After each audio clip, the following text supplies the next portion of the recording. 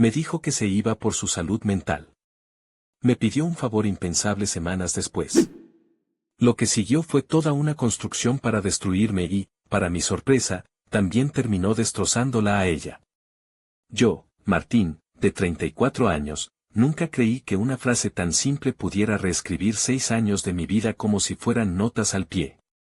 Rebeca y yo habíamos construido una rutina rota a empujones, departamentos compartidos, plantas que ella mataba con cariño, domingos viendo películas que jamás terminábamos, y la costumbre de resolverlo todo hablando hasta que amaneciera.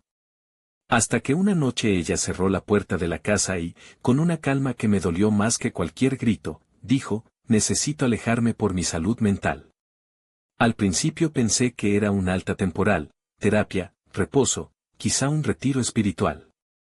Ella empacó una mochila ligera, dejó una nota en la mesa y me pidió espacio.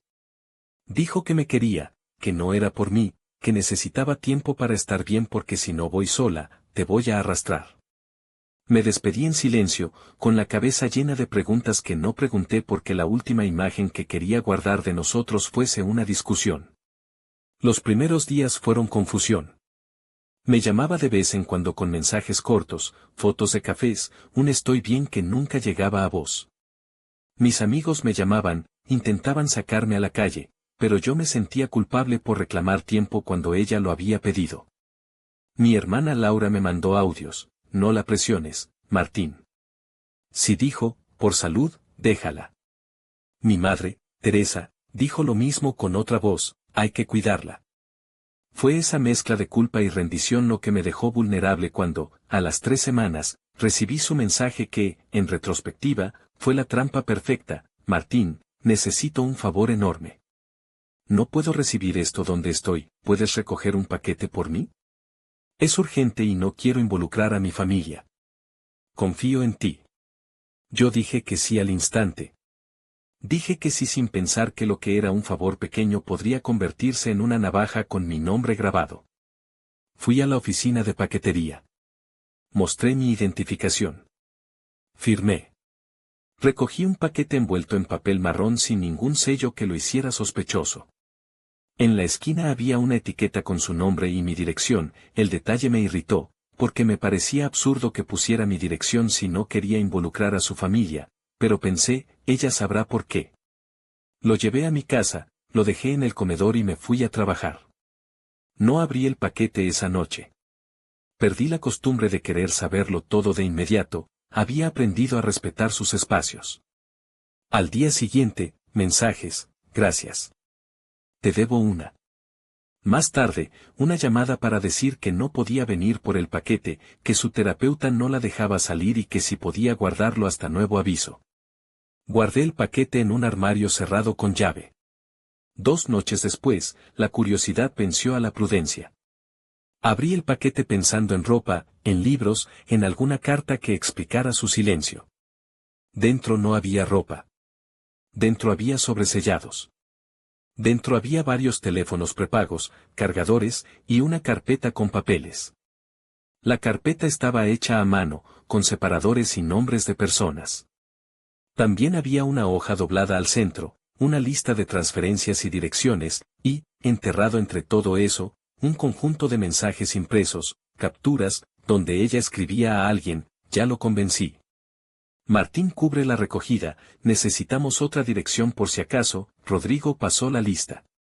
Mi estómago se hundió. Llamé a Gael, mi mejor amigo desde la universidad. Gael siempre fue el que veía lo que yo no quería ver. ¿Qué pasa?, preguntó. Le conté lo que había encontrado. Él escuchó y, como era su costumbre, no me dijo te lo dije. Me dijo, tráelo. Se apareció media hora después, con la mochila de siempre y una mirada de quiéreme pero no me engañes. Revisamos todo con calma, como 2 tipos que revisan una maleta a medianoche. Los teléfonos estaban limpios, ninguno tenía SIM. Las transferencias apuntaban a cuentas con nombres que yo no reconocía, y la lista tenía domicilios en barrios que yo sabía, por haber vivido años en esta ciudad, que no eran precisamente destinos de quien huye por salud mental. Encontramos correos electrónicos con encabezados fríos, En uno había un PDF recortado con instrucciones para uso de terceros, entregar y mantener en secreto. Era burocracia para camuflar acciones. Lo peor no era lo que encontré. Lo peor fue lo que me dije cuando me di cuenta de que, sin saberlo, yo había sido el eslabón perfecto. La excusa de salud mental me sirvió a mí como testigo inocente para recibir y guardar algo que ella no quería que su propio nombre cargara en la calle. ¿Por qué?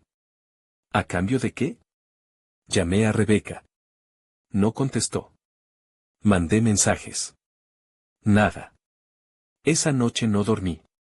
Al día siguiente, la lluvia tenía algo de párpado. Rebeca llamó. Sonó distante. Su voz no era la de las últimas veces en que hablábamos, había una distancia calculada, un automatismo. Gracias por recogerlo, dijo. Perdón por pedirte tanto. Te lo dije, te debo una. Le dije que había abierto el paquete y que lo que había dentro me preocupaba. Silencio. No deberías haberlo abierto, contestó al fin. Eso te pone en problemas. No necesito complicaciones, Martín. Confía en mí. Su tono era plano, como si estuviera leyendo de un guión que ensayó con alguien. Empecé a sentir que no entendía nada. Gael me recomendó que guardara todo en una caja fuerte, que no lo moviera, que no lo destruyera. Si esto es algo ilegal, y te desaparece la gente equivoca, tenés que probar que jamás lo tuviste, dijo. Tenía razón. Le obedecí por miedo y por un punto de honor mal situado, yo no quería ser cómplice, pero tampoco quería denunciar a Rebeca sin saber exactamente qué ocurría. Era amor o quizás costumbre, y ambos me confundían. La semana siguiente fue una película de capas. Rebeca empezó a publicar en redes fotos de cafés y playas. Títulos, trabajo interno, dándome tiempo. Sus mensajes para mí se volvieron cortos y prácticos, ¿puedes pagar este mes la luz? Mi tarjeta aún no se procesa. Necesito que seas mi contacto para un trámite legal que no puedo manejar. Yo, débil y con la esperanza de que esto acabaría pronto, hice lo que me pedía. Transferí dinero cuando me lo pidió y fui a firmar documentos que no leía del todo porque ella estaba a miles de kilómetros en la excusa de la salud mental. Todo parecía a medias, me pedía favores, pero evitaba que mi familia la llamara. Tengo una terapia intensiva, decía. No quiero que nadie entre y me juzgue. Nos colocamos a ambos un velo de cuidado, ella el suyo de sufrimiento y yo el mío de salvador. Entonces ocurrió lo que siempre ocurre en estas historias, lo que comenzó como un favor deriva en condiciones. Me dijo que Rodrigo, su nuevo compañero, necesitaba una dirección para formalizar un trámite y si yo no lo daba, Rodrigo, su compañero recién aparecido en las fotos que en las noches me enviaba, perdería una oportunidad y, por extensión, Rebeca estaría en riesgo. Solo por un par de meses, me dijo. Y después te devuelvo lo que te pedí, arreglamos cuentas. Me pidió que le prestara mi domicilio como domicilio fiscal. Me pidió, en definitiva, que firmara como si él viviera aquí. Me pidió que firmara para recibir la correspondencia de Rodrigo. No quise hacerlo. Dije que no. Me negué con rabia, porque me olía trampilla y porque ya me costaba creer en la sinceridad de alguien que hablaba de salud mental mientras tejía excusas para usar mi nombre. Ella me replicó con algo que conocía demasiado bien. La culpa. Si me quieres, Martín, hazlo, dijo en un mensaje que parecía sacado de los años buenos. Si me quieres, confía en mí. No te pido mucho. Es por poco tiempo. La vigilancia emocional de Rebeca era sutil y precisa. Me hacía sentir que él no era una traición, que negarme sería egoísta. Me manipulaba con ternura. Si me quieres, palabras que queman si las oíste durante años, se convirtieron en la llave que abrió la puerta a una escalada. Firmé. Le di mi firma en un contrato con su nombre, acreditando que Rodrigo residiría aquí por una temporada. Al poco tiempo, los mensajes que tenía de Rebeca cambiaron de tono. Empezó a exigir más favores, a volverlos urgentes. Necesito que recojas esto, necesito que respondas por mí en una llamada, necesito que firmes otra cosa porque la primera no alcanzó. Empecé a sentir que estaba metido en una casa de muñecas donde Rebeca movía los hilos y yo aceptaba ser figura. Empecé a desconfiar de mis propios motivos, ¿lo hacía por amor, por culpa, por costumbre? ¿O lo hacía porque me había convencido de que era la única manera de protegerla? La grieta se abrió cuando apareció Rodrigo en mi edificio. Lo vi una tarde bajando las escaleras con 2 bolsas de supermercado, su cuello llevaba una cadena que los aduladores modernos usan para mostrar su estatus. Le vi miradas rápidas a mi puerta, una confianza que no tenía derecho a tener. Lo saludé por educación. Él me devolvió el saludo como quien saluda a un cómplice, notoriamente cómodo con la firma que usaba mi dirección. Me dijo, con calma, gracias por cubrirnos, Martín. Rebeca me habla mucho de vos. Su sonrisa no llegó a los ojos. Podía percibir, de manera primitiva, que algo olía a mentira. Empecé a preguntar. Le escribí a Rebeca cosas directas, ¿por qué me pediste que firmara? ¿Qué está pasando con los paquetes? ¿Quién es Rodrigo realmente? Sus respuestas eran evasivas, como siempre, o ramificadas en culpa, necesitaba apoyo, no puedo hacerlo sola. Cuando insistí, me bloqueó de su perfil principal y apareció con un mensaje final, por favor, no contactes a mi familia. Estoy en un proceso. Fue el primer acto público de violencia pasiva, me borró como quien limpia una mancha. Fue entonces cuando la presión externa se concentró y me aplastó. Rebeca empezó a contar su versión a gente que importaba, amigos que habíamos compartido otras etapas, familiares en común. A ellos les dijo que yo no la dejaba ir a cuidar su salud mental, que la acosaba con preguntas, que le había abierto paquetes sin su permiso y escudriñado su privacidad. Empezaron a llover mensajes de amigos que no sabía qué pensar, ¿estás bien? ¿No será que le das demasiada carga? En el trabajo me llamaron de recursos humanos porque alguien había comentado que yo estaba enredado en problemas personales con mi ex y eso distraía. Sentí como el mundo, nuestra comunidad, se arrodillaba ante la versión de ella y me convertía en la anomalía. La sensación de haber sido traicionado se mezcló con la de ser señalado. Me sentía en un espectáculo donde alguien que antes fue mi compañera llevaba las riendas desde el escenario y yo era la estatua que debía soportar abucheos. La gente que había creído mi silencio repentinamente susurraba, ¿no habías dicho que ella estaba mal? Ahora parece que te estás obsesionando.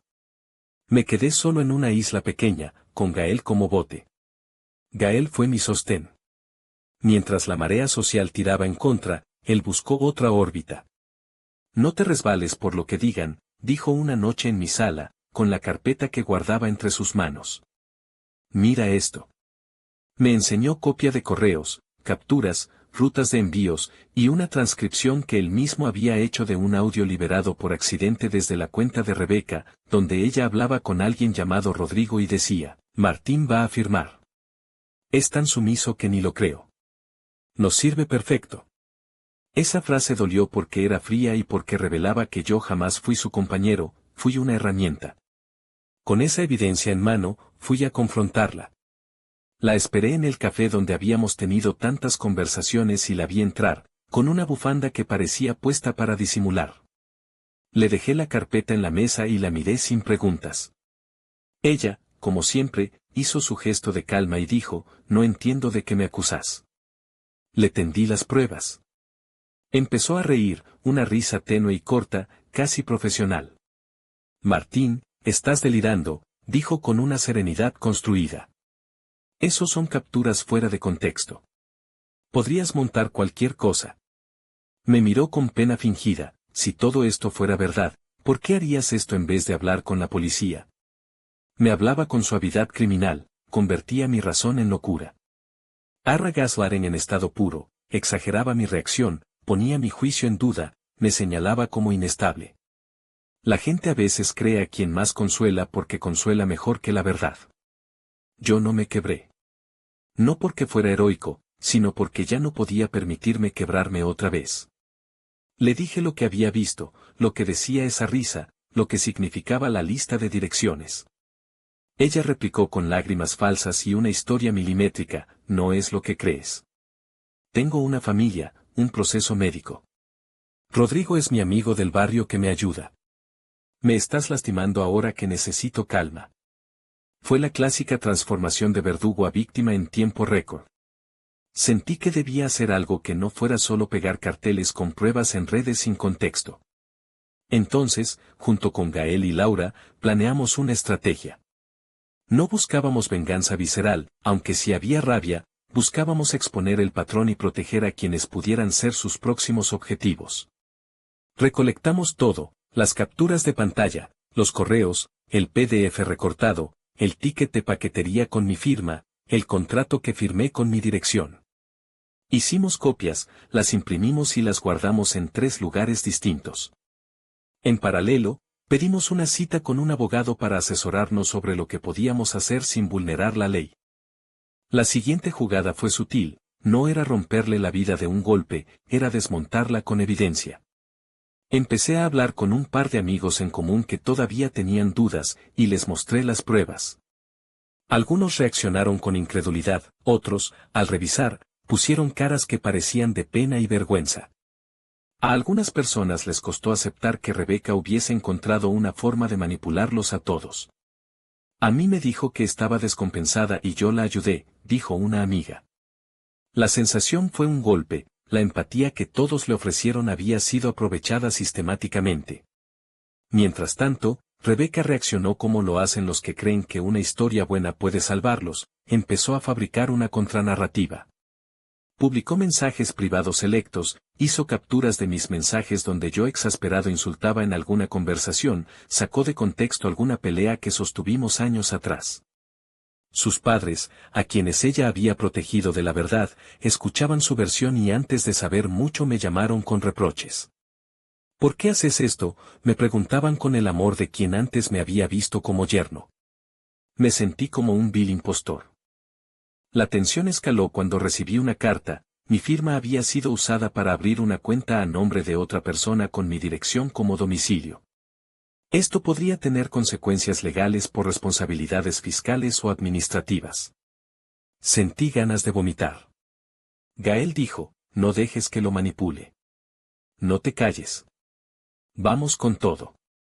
No era una invitación militar, era la conciencia de que si no luchábamos yo sería el que cargaría con algo que no hice.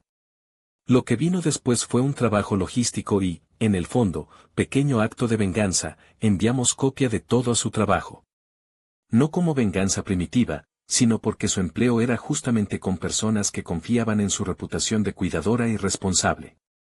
Mandé un correo, con asesoría legal, a la Dirección de Recursos Humanos con evidencias que demostraban conducta fraudulenta y manipulación de terceros. Fue un golpe directo a su medio de vida, y lo hice con el peso de saber lo que podía causar. Laura me sostuvo la mano cuando envié el correo, no me dejó hacerlo solo. Rebeca lo tomó como ataque. Empezó a mandar audios por todos lados diciendo que yo la perseguía y que le había arruinado la vida. Su familia me mandó mensajes furiosos. Su novio, Rodrigo, apareció en la puerta de mi edificio una noche, gritando. Fue la única vez que sentí miedo sin ambigüedad. Llamé a la policía. Rodrigo se fue. Esa noche dormí con la luz encendida. Al cabo de unas semanas, la empresa donde trabajaba Rebeca abrió una pesquisa interna. No era el final del mundo, no había sido detenido nadie, pero la pelota rodó en una dirección que me dio satisfacción contenida. La investigación halló inconsistencias en la conducta administrativa de Rebeca. Ella, por su parte, fue suspendida mientras la empresa determinaba responsabilidades. Las redes sociales, que habían sido su santuario de victimismo, empezaron a llenarse de historias anónimas, personas que habían sido contactadas por números desconocidos con propuestas parecidas a las que yo había sufrido, cuentas que referían chicas que pedían ayuda para enviarte paquetes que nunca recibís de vuelta. El precio fue alto. Recibí llamadas de abogados pidiendo mi declaración. Tuve que explicar en mi trabajo lo que pasaba y mostrar pruebas. Mi madre sufrió y me cuestionó por exponer, ¿no crees que demasiada exposición puede volverse contra vos? Tenía razón, había una parte de mí que había cruzado un límite, y no por sed de venganza sino por miedo a convertirme en el blanco de una red más grande. La sensación de justicia no venía sin culpa. Entonces llegó el giro definitivo que recontextualizó todo. Gael, escarbando en correos más antiguos, encontró una carpeta en la nube de Rebeca que yo jamás imaginé. Había un documento titulado Operación, lista en el que se mapeaban nombres, direcciones y roles. Era una especie de plan de cómo aprovechar contactos emocionales para recibir envíos y desviar responsabilidades. Aparecía el nombre de Rodrigo, la mención explícita de usar a Martín como testaferro y una cifra. Esa fue la única vez, además de mi edad, en que apareció un número legible, un monto global estimado que habían planificado. No quise recordarlo como cifra sino como la confirmación de que no era un accidente, esto había sido organizado. Con esa carpeta, el paisaje cambió. No eran simples favores y excusas, era fraude psicológico y logístico, un esquema que alguien como Rebeca había estado articulando con otros actores. La salud mental había sido la megafonía de una obra de teatro, la obra se llamaba Explotar la empatía. Con esa prueba en mano fuimos a la policía. Presentamos todo. Abrimos la posibilidad de que quienes están detrás de eso fueran responsabilizados. Rebeca llamó y llamó. Rodrigo desapareció como suele hacerlo la gente cuando el viento cambia. Su familia la recibió con menos ternura, la verdad pesa, y pesa más cuando te das cuenta de que no era solo un desorden emocional sino algo calculado. La investigación no fue instantánea ni fue un teatro heroico, llevó su tiempo, abrió vías y cerró otras. Hubo peritajes, papeleo y horas de espera. Actualización 1. Tras la denuncia, el proceso interno de la empresa derivó en la desvinculación de Rebeca por conducta incompatible con la ética de la institución.